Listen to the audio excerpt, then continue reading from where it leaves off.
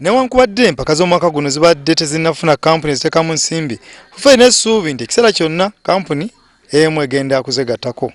Empaka z'omwaka oguyise zaali zisasulirwa kampuni ya Bell kyokka endagaano neggwaako ng'eba tenaazibwa buggya. Mu lw'obukwattirwa leero bweyogere akalulu kabasudde KCC FC, Corporate 2 ne kagisulako Express FC, VCC Kigumba nga yakutunka ne Sivira, Koboko ne Proline, so nga St. Mary's Kitende bakwatagana ne poliisi. Essuubi nti sponsor ajja kujja era kyovuna banti enkola yaffe yonna tugikoze nga tusinziira mu sponsor clubs tuzisabye sente era ze basasula omwaka oguwedde era ze basasudde omwaka guno, n'olwekyo ate ne tuleka omupiira ogw'akamalirizo ebweru wa Kampala.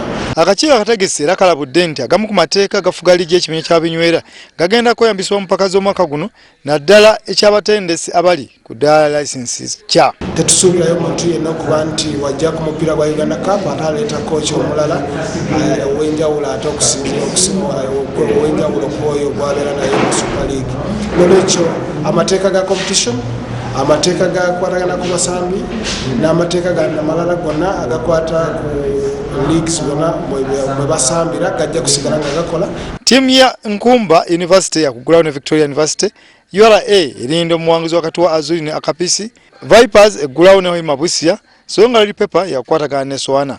URA yawangula ekikopo ky'omwaka oguyise bwe yakuba bunnamwaya ku ggoolo emu ku bwereere ng'oluzannya olw'akamalizo lwali mu kisaawe ky'e Pece eggulu. James Manja, WSTV, Kampala.